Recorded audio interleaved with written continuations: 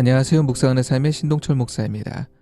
최근 들어 제가 목회하고 있는 양양 지역에도 아파트 건축 현장이 많이 늘어났습니다. 이미 다 지어서 입주하거나 입주를 앞둔 아파트도 있고 건축이 한참인 아파트도 있는데요. 그러다 보니 아침에 일어나 사택 창밖으로 보이던 산들도 이제는 많이 가려져서 보이지 않게 되었습니다. 며칠 전 아침에도 창밖을 보는데 그날 건축 현장에 유독 눈에 띄는 장비가 하나 있었습니다. 바로 사진에 보이는 타워 크레인입니다. 아파트 건축 현장이라면 한 대씩은 꼭 설치되어 있는 이 장비는 높은 현장에 무거운 짐을 매달아 올리는 장비입니다. 그렇기에 기본적으로 건축하는 건축물보다 더 높이 설치가 되어 있습니다. 저는 저 높은 곳에서 일하는 타워 크레인 기사를 생각해보며 높은 직위에 대한 여러 가지 묵상을 해보았습니다.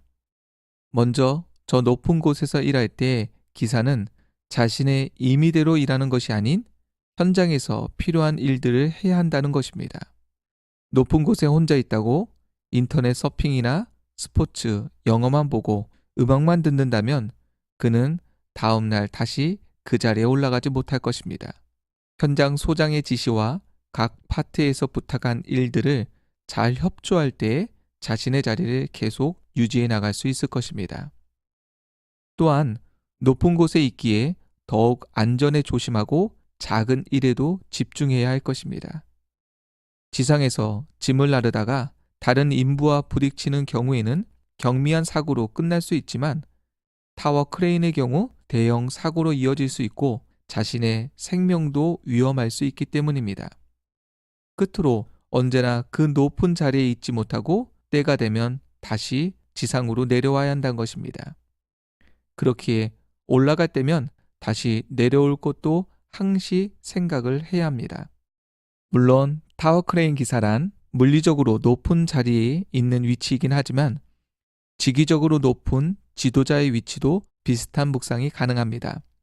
항상 아랫 사람들의 말을 존중해야 하며 작은 일 하나에도 조심하고 집중해야 하고 언제나 다시 내려갈 것을 생각해야 합니다. 우리의 현재 직위는 하나님께 받은 것이고 어느 순간 다시 돌려드려야 할 것입니다.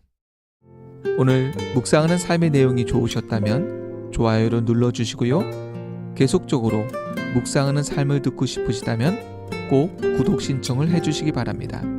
다음에도 새롭고 유익한 이야기로 다시 찾아뵙도록 하겠습니다. 감사합니다. 묵상하는 삶의 신동철 목사였습니다.